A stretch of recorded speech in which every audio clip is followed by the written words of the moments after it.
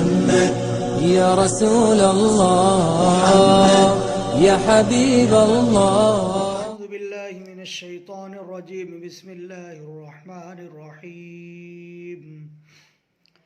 إذا السماء انشقت وأذنت لربها وحقت وإذا الأرض مدت وألقت ما فيها وتخلت وأذنت لربها وحقت يا أيها الإنسان إنك كادح إلى ربك كدحا فملاقيه فأما من أوتي كتابه بيمينه فسوف يحاسب حسابا يسيرا وينقلب إلى أهله مسرورا وأما من أوتي كتابه وراء ظهره فسوف يدعو ثبورا ويصلى سعيرا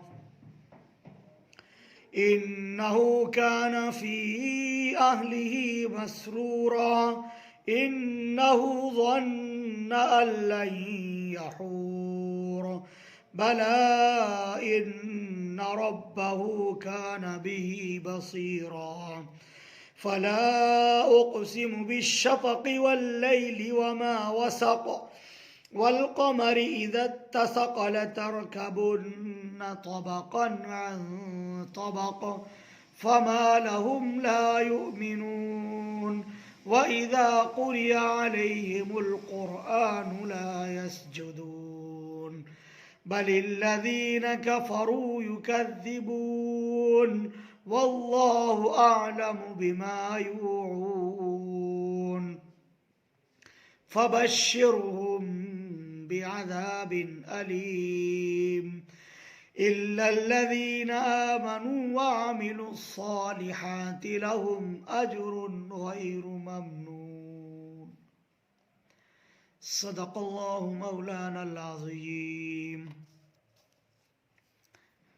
تیسرے پارے کی سورۃ الانشقاق کی یہاں پر تلاوت کی گئی ہے. سورۃ الانشقاق میں 25 آیات ہیں. یہ سورت مکی صورتوں میں سے ہے، اور جیسا کہ کل سورۃ التطفیف کے مطالعے میں یہ بات آئی تھی کہ مضمون کے اعتبار سے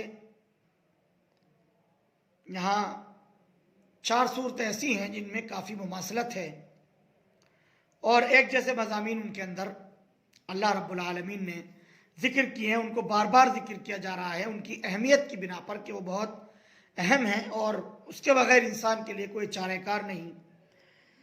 انسان کو وقت رہتے سمجھ لینا چاہیے کہ اللہ سبحانہ و تعالیٰ کی طرف سے یہ وارننگ ہے، اور اللہ سبحانہ و تعالیٰ کی طرف سے بار بار یاد دہانی کرائی جا رہی ہے تاکہ انسان اپنی اصلاح کر لے اور آخرت کے تعلق سے وہ مضبوط اور مستحکم عقیدہ بنائے کہ آخرت یقیناً قائم ہونے والی چیز ہے، اس سے انسان بچ نہیں سکتا، اور آخرت میں انسان کو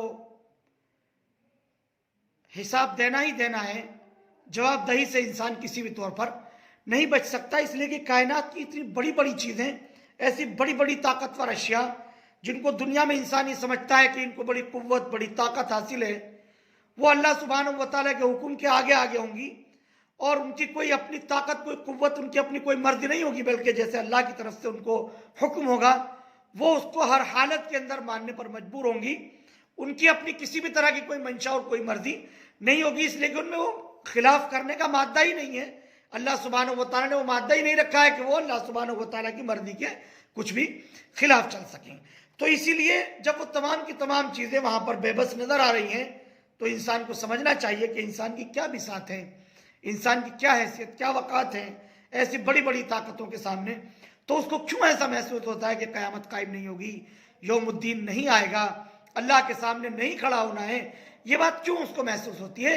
انسان کو چاہیے کہ جو ہم آیات ان کو بار بار بتا رہے ہیں، جو چیزیں ان کو یاد دہانی کرائی جا رہی ہے، دن و رات جن مراحل سے انسان زندگی گزر رہا ہے اور دن و رات انسان جن چیزوں کے مابین اپنی زندگی بسر کر رہا ہے، اس سے ان کو سبق لینا چاہیے، سیکھ لینی چاہیے کہ یہ تمام کی تمام چیزیں اس چیز کی طرف اس کو دعوت دے رہی ہیں کہ یقیناً اللہ سبحانہ و تعالیٰ کا ایک نظام ہے، اور اس نظام کے تحت سارے کائنات کا سارا نظام چل رہا ہے، اور اسی نظام کے تحت قیامت بھی قائم ہوگی اور انسان کو حساب و کتاب بھی دینا ہے۔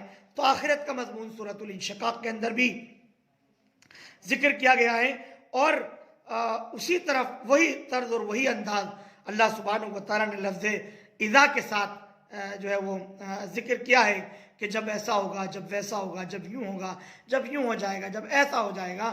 تو اللہ سبحانہ و تعالیٰ اس طرز کے ساتھ اور اس انداز کے ساتھ انہی باتوں کو دہراتے ہیں تاکہ انسان اس سے عبرت حاصل کر سکے اور موعظت حاصل کرے۔ چنانچہ یہاں پر سورۃ الانشقاق کا جو آغاز کیا جا رہا ہے وہ بھی اسی دھمکی کے ساتھ اور ایک ڈائریکٹ وے میں ایک بات کہی جا رہی ہے، بالکل بغیر کسی تمہید کے ایک بات اللہ سبحانہ و تعالیٰ نے فرمائی، اذا السماء انشقت، جب آسمان پھٹ جائے۔ یہ جو آسمان اتنا بڑا بھاری بھرکم بغیر ستونوں کے، پلرز کے ہمیں نظر آتا ہے، ہمیں لگتا ہے کیسی بڑی قوت، کیسی بڑی طاقت ہے، اور آسمان کس طرح سے جو ہے وہ ٹکا ہوا ہے، اس کو کسی سہارے کی ضرورت نہیں، کوئی چیز اس کا کچھ بگاڑ نہیں سکتی۔ اللہ پاک فرماتے ہیں کہ جب آسمان پھٹ جائے، یعنی ایک وقت آئے گا کہ آسمان ریزہ ریزہ ہو جائے گا، پھٹ جائے گا، آسمان کا اپنا کوئی وجود نہیں ہوگا، وہ اپنی حیثیت کو کھو دے گا، اپنے مقام کو وہ ختم کر دے گا، اس کا کوئی مقام و کوئی مرتبہ نہیں ہوگا۔ جب آسمان پھٹ جائے، وَأَذِنَتْ لِرَبِّهَا وَحُقَّتْ، اور سن لے اپنے رب کا حکم، اور وہ آسمان اسی لائق ہے، یعنی آسمان کے سامنے جب اس کے رب کا حکم آ جائے تو اس کو وہ حکم ماننا ہی ماننا ہے۔ وحقت، یعنی وہ اسی لائق ہے کہ اس حکم کو تسلیم کرے، اس حکم کو وہ مان لے۔ وَأَذِنَتْ، اور سن لے اپنے رب کے حکم کو وہ آسمان، اور پھر وہ اسی لائق ہے کہ وہ اس کی تعمیل کرے، اللہ سبحانہ و تعالیٰ کا جیسا اس کے لیے حکم ہو ویسا ہی وہ کریں۔ وَإِذَا الْأَرْضُ مُدَّتْ، اور جب زمین پھیلا دی جائے، زمین کو اللہ سبحانہ و تعالیٰ قیامت میں پھیلا دیں گے۔ وَأَلْقَتْ مَا فِيهَا وَتَخَلَّتْ، اور وہ زمین نکال ڈالے جو کچھ اس کے اندر ہے، اور وہ بالکل خالی ہو جائے، یعنی زمین کے اندر جتنے بھی معادن ہیں، جتنے بھی دفینے ہیں، جو کچھ بھی اس کے اندر خزینے ہیں، وہ تمام کے تمام اگل دے گی زمین، وہ سب کا سب باہر نکل جائے گا، اور زمین بالکل مسطح ہو جائے گی۔ روایت کے اندر آتا ہے کہ اللہ سبحانہ و تعالیٰ قیامت میں زمین کو پھیلا دیں گے، جس طرح سے روایت میں لفظ آتا ہے چمڑے کا، جیسے چمڑے کو کھینچ دیا جاتا ہے، اس کو پھیلا دیا جاتا ہے۔ ربر کو ہم سمجھ سکتے ہیں، آج کے دور میں سمجھنا آسان ہے، جیسے ربر کو کھینچ کر کے بڑھا دیا جاتا ہے، اگر ربر کو کھینچیں گے تو بڑھ جائے گی، تو اسی طرح سے زمین کو اللہ سبحانہ و تعالیٰ پھیلا دیں گے، زمین کو بڑھا دیں گے، اس پر جو اس پر نہریں ہیں، جو اس کے اندر کھائیاں ہیں، گھاٹیاں ہیں، یا اس کے اوپر جو کچھ پہاڑ وغیرہ رکھے ہوئے ہیں، وہ تمام کے تمام ہٹا دیے جائیں گے، اور زمین بالکل مسطح ہوگی، پلین اور بالکل صاف ستھری زمین ہوگی، وہ اپنے خزینوں اور اپنے دفینوں کو نکال کر کے باہر کر دے گی۔ وَتَخَلَّتْ، اور اس وقت اللہ سبحانہ و تعالیٰ کے حکم سے وہ خالی ہو جائے گی۔ پھر وہی بات دہرائی، وَأَذِنَتْ لِرَبِّهَا وَحُقَّتْ، اور یہ زمین اپنے رب کا حکم سن لے، اور وہ اسی لائق ہے کہ اس کو حکم ماننا ہی ہے، وہ اسی لائق اور اسی قابل ہے کہ اللہ سبحانہ و تعالیٰ کے حکم کو مانے، اللہ سبحانہ و تعالیٰ کے حکم کو وہ تسلیم کرے۔ اللہ سبحانہ و تعالیٰ جو بھی احکامات عنایت فرماتے ہیں، اس کی دو نوعیتیں کی جاتی ہیں۔ ایک نوعیت میں تو وہ ہے جیسے جن اور انسان ہیں، اللہ سبحانہ و تعالیٰ کا حکم ہے نیکیوں کی طرف راغب ہونا، نیکیوں پر چلنا، برائیوں سے اپنے آپ کو بچانا، یہ اللہ سبحانہ و تعالیٰ کا حکم ہے۔ لیکن انسان اس میں اللہ سبحانہ و تعالیٰ نے امتحان کے لیے انسان کو خود مختار بھی رکھا ہے کہ انسان چاہے تو وہ اسراء کو اختیار کرے، چاہے تو اسراء کو اختیار کرے، پھر قیامت میں اس کے بارے میں فیصلہ ہو جائے گا۔ یہ اللہ سبحانہ و تعالیٰ کا ایک نظام ہے۔ دوسرا نظام یہ ہے کہ کائنات کی تمام اشیاء پر اللہ سبحانہ و تعالیٰ کا حکم اس طرح سے چلتا ہے کہ وہ اللہ کے حکم سے اعراض نہیں کر سکتی، وہ روگردانی کر ہی نہیں سکتی، ان میں یہ صلاحیت ہی نہیں ہے کہ وہ اعراض کر سکیں، وہ روگردانی کر سکیں۔ تو زمین کو جب اللہ سبحانہ و تعالیٰ کی طرف سے حکم ہوگا تو اس وقت زمین کو یہ اختیار ہوگا ہی نہیں کہ وہ اللہ کی مرضی کے خلاف کچھ بھی کر دے، بلکہ اس کو ویسا کرنا ہی ہے۔ اس لیے فرمایا کہ وہ اپنے رب کا حکم سن لے، اور وہ اسی لائق ہے کہ وہ اس کو بجا لائے. مجھول کا صیغہ حقت استعمال کیا گیا، یعنی اس پر لازم یہ بات ہے کہ وہ جو حکم اس کو دیا جا رہا ہے اس کو وہ بجا لائے، وہ اسی کے لائق ہے. یا ایھا الانسان انک کادح الی ربک کدحا فملاقیہ، اے انسان تجھ کو جو ہے وہ تکلیفیں اٹھانی ہیں اپنے رب تک پہنچنے میں، اور یہ تکلیفیں دھیرے دھیرے یعنی سہ سہ کر تجھے پہنچانی جو ہے برداشت کرنی ہے. فملاقیہ، پھر تجھے اس سے ملنا ہے. یعنی انسان کو جس کو اللہ سبحانہ و تعالیٰ نے زندگی عطا فرما دی ہے، اس زندگی میں انسان کے آگے بہت سارے مشقتیں ہیں، بہت ساری پریشانیاں، بہت ساری تکالیف ہیں. ان کو برداشت کرتے کرتے ہی انسان آگے بڑھتا ہے. معلوم یہ ہوا کہ انسان کی زندگی کے جو مراحل ہیں ان مرحلوں سے گزرتا ہوا انسان آگے بڑھ رہا ہے، آگے پہنچ رہا ہے، اور نتیجہ کیا ہے؟ فملاقیہ. ان تمام تکلیفوں کو برداشت کرتے کرتے وہ اللہ سے لقاء کرے گا، اللہ سے ملاقات کرے گا. یعنی اسے اللہ کے سامنے کھڑے ہو کر کے جواب دینا ہے، اللہ کے سامنے جواب دہی ہوگی اور اللہ کے سامنے اس کو کھڑا ہونا ہی ہے. فملاقیہ. فاما من اوتی کتابہ بیمینہ فسوف یحاسب حسابا یسیرا. جس کو نامہ اعمال اس کے داہنے ہاتھ میں ملا تو عنقریب اس سے حساب لیا جائے گا، آسان سے آسان تر حساب. وَيَنْقَلِبُ إِلَىٰ أَهْلِهِ مَسْرُورًا، اور وہ واپس لوٹے گا، پھرے گا اپنے لوگوں کی طرف خوش و خرم ہو کر. وَأَمَّا مَنْ أُوتِيَ كِتَابَهُ وَرَاءَ ظَهْرِهِ، اور جس کو نامہ اعمال اس کو جو ہے پیٹھ کے پیچھے ملا. فَسَوْفَ يَدْعُو ثُبُورًا، وہ موت وہاں پر پکارے گا. وَيَصْلَىٰ سَعِيرًا، اور جہنم میں جا کر کے گرے گا، اور جہنم میں جا کر کے گرے گا. دونوں کیٹیگریز اللہ پاک نے فرمائی. جب حساب و کتاب ہوگا، اللہ کے سامنے کھڑے ہونے کا مرحلہ ہوگا، یوم الدین قائم ہوگا، حساب و کتاب کا دن ہوگا، تو ایک وہ لوگ ہوں گے جو صاحب ایمان ہیں، ان کے نامہ اعمال دائنے ہاتھ میں دیے جائیں گے، اس لیے کہ وہ امتحان میں وہ کامیاب ہو رہے ہوں گے. ان کے حساب کا پورا اندازہ لگا کر کے ان کو نامہ اعمال دائیں ہاتھ میں دیا جائے گا. اور اب جو حساب کا مرحلہ ہوگا، اللہ سبحانہ و تعالیٰ جب ان سے حساب لے رہے ہوں گے، فَسَوْفَ يُحَاسَبُ حِسَابًا يَسِيرًا، آسانی کے ساتھ ان سے حساب لیا جائے گا، آسانی کے ساتھ حساب و کتاب ان سے لیا جائے گا. ایک روایت کے اندر آتا ہے ام المؤمنین حضرت عائشہ رضی اللہ عنہا سے رسول اکرم صلی اللہ علیہ وسلم نے فرمایا کہ جس سے حساب لیا جائے گا، جس سے بھی حساب و کتاب جو ہے وہ لیا جائے گا، وہ بچ نہیں پائے گا، اس کے لیے بچنا مشکل ہو جائے گا، اس لیے کہ حساب دینا ایک مشکل مرحلہ ہے. تو پھر یہاں جو یہ بات فرمائی گئی ہے فَسَوْفَ يُحَاسَبُ حِسَابًا يَسِيرًا، یہاں پر مراد یہ ہے کہ جو صاحب ایمان بندے ہوں گے ان کی اللہ کے سامنے پیشی ہوگی، اور پھر اللہ سبحانہ و تعالیٰ ایک نگاہ فرمائیں گے اور ان کو آگے چلتا کر دیا جائے گا، ان کو آگے بڑھا دیا جائے گا. حساب ان سے آسان تر لیا جائے گا. اگر اللہ سبحانہ و تعالیٰ حساب لینے پر آ جائے، انسان کی زندگی کے ایک ایک لمحے کا، ایک ایک چیز کا حساب لے، تو پھر انسان بچ نہیں سکتا. یہ مطلب ہے پھر انسان کے لیے بچنا بہت مشکل کام ہے. اللہ کے حساب سے وہ کیسے بچ پائے گا، کیسے حساب دے گا، کس طرح کی اس نے نیکیاں، کس طرح کے اعمال کیے ہیں. اسی لیے اللہ سبحانہ و تعالیٰ سے اس کے فضل کا مطالبہ کیا جاتا ہے اور دعا کی جاتی ہے کہ اللہ سبحانہ و تعالیٰ فضل کا معاملہ کرے. اور مصنون دعاؤں میں تعلیم دی گئی کہ اللہ ہم سے حساب یسیر یعنی آسانی والا حساب لینا، اور اے اللہ اپنی رضا اور اپنی خوشنودی ہمیں عطا فرمانا. یہ بھی دعا اور یہ بھی بات اسی لیے تلقین کی جاتی ہے کہ انسان اپنے اعمال پر اعتماد و بھروسہ نہ کرے کہ میں اپنے اعمال سے بچ جاؤں گا، اپنے اعمال کے نتیجے میں میری جان بخشی ہو جائے گی، بلکہ اگر اللہ کا فضل ہوگا تو ہی جان بخشی ہوگی. اگر حساب و کتاب دینا پڑا تو یقیناً بچنا مشکل ہو جائے گا. تو یہاں پر وہ لوگ ہیں جو خوش ہوں گے. وَيَنْقَلِبُ إِلَىٰ أَهْلِهِ مَسْرُورًا، وہیں پر یہ بات بتائی گئی، ایک مطلب اس کا یہ لیا گیا ہے کہ جو حوریں ان کو عطا کی جائیں گی اہل جنت کو، انہی کی طرف اشارہ کیا اِلَىٰ أَهْلِهِ کہہ کر کہ وہ اپنے اہل میں جو ہے وہ خوش و خرم لوٹے گا. اور ایک بات یہ بھی ہے کہ جو اس کے اہل خاندان، اہل قرابت ہے، جن کے لیے اس نے بڑی محنتیں کی ہیں، مشقتیں اٹھائی ہیں، جن کے لیے اس نے خوب قربانیاں پیش کی ہیں، ان کی طرف پلٹے گا اور خوش و خرم حالت میں کہ اس کی جان بخشی ہو گئی ہے اور وہ بچا لیا گیا ہے. تو یہ خاص کیفیت ہوگی جس کی طرف قرآن کریم نے اشارہ کیا. وَيَنْقَلِبُ إِلَىٰ أَهْلِهِ مَسْرُورًا، وہ خوش و خرم اپنے اہل کی طرف لوٹ جائے گا، یعنی اس کے حق میں فیصلہ ہو چکا ہوگا کہ وہ جنت میں جانے والا ہے. اس کے برخلاف دوسرے لوگ جو ہوں گے وَأَمَّا مَنْ أُوتِيَ كِتَابَهُ وَرَاءَ ظَهْرِهِ، جس کو اس کا نامہ اعمال پیٹھ پیچھے سے ملا. بعض مقامات پر بائیں ہاتھ میں نامہ اعمال دیے جانے کا ذکر ہے.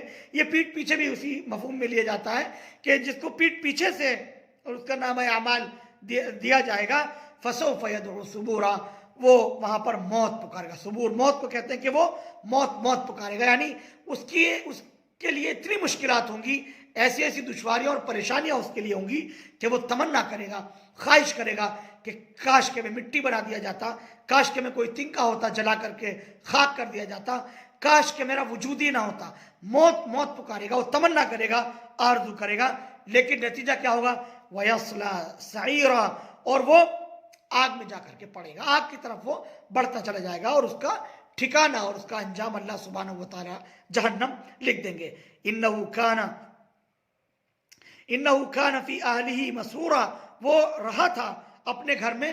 جب وہ اپنے گھر پر تھا تو وہاں پر کسی بھی طرح کا اس کو غم، کسی طرح کا کوئی خوف، کسی طرح کی اس کے اوپر کوئی دہشت نہیں تھی. وہ آزادانہ زندگی گزارتا تھا، مسرور زندگی بسر کر رہا تھا.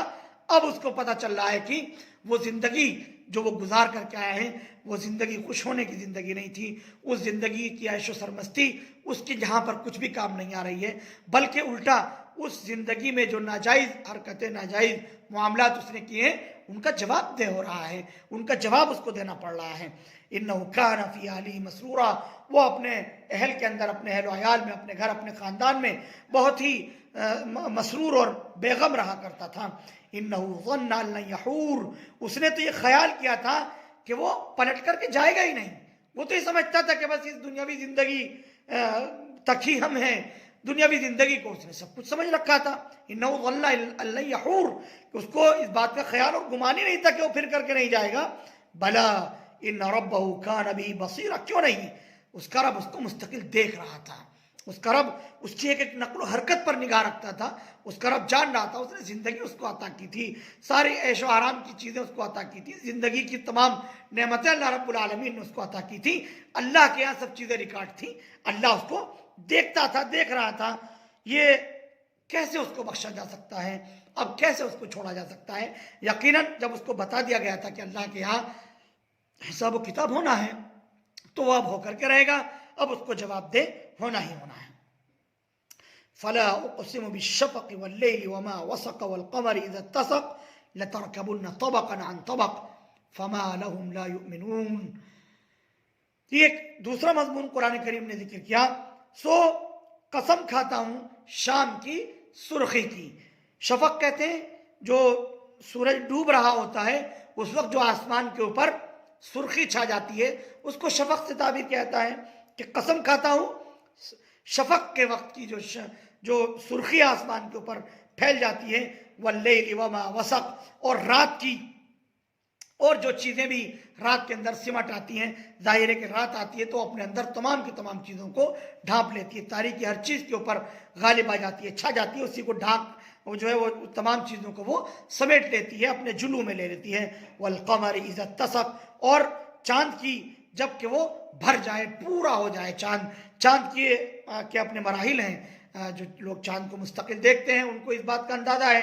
چاند نکلتا ہے تو بالکل بے جان سا ایک جو ہے وہ باریک سی شاخ سا ہوا کرتا ہے، پھر وہ تھوڑا بھاری ہوتا ہے، موٹا نظر آتا ہے، پھر اور زیادہ ہوتا ہے، پھر وہ 14ویں کا چاند ہوتا ہے، بھرپور ہو جاتا ہے، 15-16 تاریخ میں وہ مکمل چاند بن جاتا ہے. تو اسی کی طرف اشارہ کیا کہ قسم کھاتا ہوں اس چاند کی جو بھرپور ہو، مکمل جو ہے وہ چاند ہو، وہ اپنی روشنی اور اپنی اس تمام کی تمام توانائیوں کو اپنے اندر سمیٹے ہوئے ہو. لَتَرْكَبُنَّ طَبَقًا عَنْ طَبَقٍ، کہ تم کو چڑھنا ہے سیڑھی در سیڑھی، ایک مرحلے سے دوسرے مرحلے تک تمہیں جانا ہے. طبق سیڑھی کو کہتے ہیں، یعنی ایک مرحلے سے دوسرے مرحلے تک تمہیں جانا ہے. یعنی انسان کو اللہ رب العالمین نے جو زندگی عطا کی ہے وہ طبق در طبق آگے بڑھ رہا ہے. بچپن سے لے کر جوانی، اور جوانی سے بڑھاپا اور کہولت کی عمر، اور یہ تمام کے تمام مرحلے اس کی زندگی میں وقتاً فوقتاً آ رہے ہیں. ہر انسان کو اس سے گزرنا ہے. فما لهم لا یؤمنون، پھر کیا ہوا ہے کہ کیوں یقین نہیں لاتے ہو؟ اب آخر کیا وجہ ہے اتنی؟ اللہ سبحانہ و تعالیٰ نے اپنی بات کو ایسے مؤکد کیا، اللہ سبحانہ و تعالیٰ نے ایسی قسمیں کھا کر کے یہ بات فرمائی ہے کہ یہ تمام کی تمام چیزیں تمہارے سامنے ہیں, ہر چیز کا تم مشاہدہ کر رہے ہو, آخر یہ تو بتاؤ کہ کون سی چیز ایسی ہے کہ جو تم کو ایمان لانے سے باز رکھے ہوئے ہیں؟ ایمان کیوں نہیں لاتے ہو؟ ایمان کیوں نہیں قبول کر لیتے ہو؟ فما لہم لا یؤمنون, پھر کیا ہوا ہے ان کو کہ وہ ایمان نہیں لا رہے ہیں؟ اللہ سبحانہ و تعالیٰ کی تمام تر نعمتیں ان کے سامنے ہیں, سب کچھ دیکھ رہے ہیں, ہر چیز کا مشاہدہ کر رہے ہیں, اللہ کی نعمتوں سے فائدہ اٹھا رہے ہیں, اس کے باوجود ایمان نہیں لاتے ہیں. وَإِذَا قُرِئَ عَلَيْهِمُ الْقُرْآنُ لَا يَسْجُدُونَ, اور جب پڑھیے ان کے پاس قرآن کریم کی آیت تو وہ سجدہ نہیں کرتے. جب قرآن کریم کی آیت ان کے سامنے تلاوت کی جاتی ہے تو وہ سجدہ نہیں کرتے ہیں. یہاں سے اس بات کا شبہ نہیں ہونا چاہیے کہ قرآن کریم کی کوئی بھی آیت تلاوت کی جائے تو اس موقع پر ضرور سجدہ کیا جائے, جیسا کہ آیت میں کہا گیا ہے.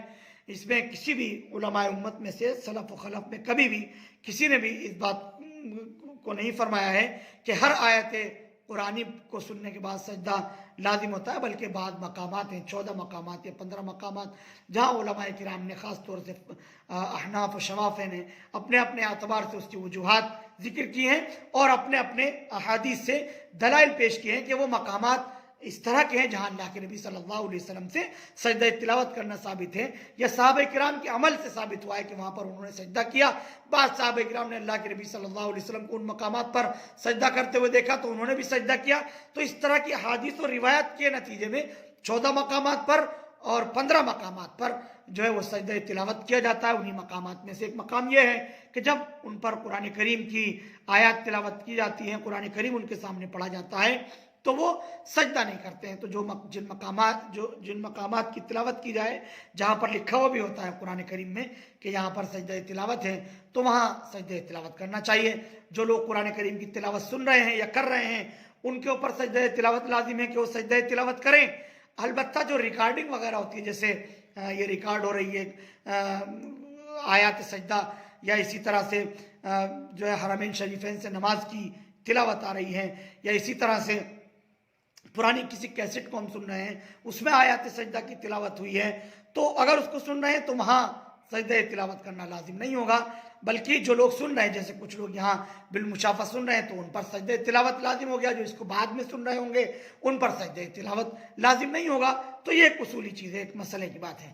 بل الذین کفروا یکذبون, بلکہ جو منکر ہیں وہ اس کو جھٹلاتے بھی ہیں. جنہوں نے کفر کیا ہے وہ اس کی تکذیب بھی کر رہے ہیں, قرآن کریم کو جھٹلا رہے ہیں, وہ اس کو تسلیم ہی نہیں کر رہے ہیں.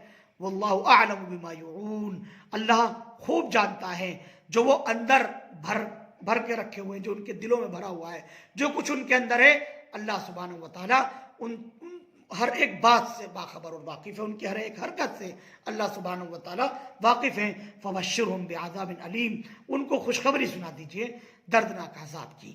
بشر جو ہے وہ خوشخبری سنانے کے لیے استعمال کیا جاتا ہے یہ لفظ, لیکن یہاں پر ایک خاص انداز میں کہا کہ عذاب علیم یعنی دردناک عذاب کی بشارت دے دی, خوشخبری دے دی ہے کہ بس اب تمہارے لیے دردناک عذاب ہے جس کا تمہیں سامنا کرنا ہی ہے.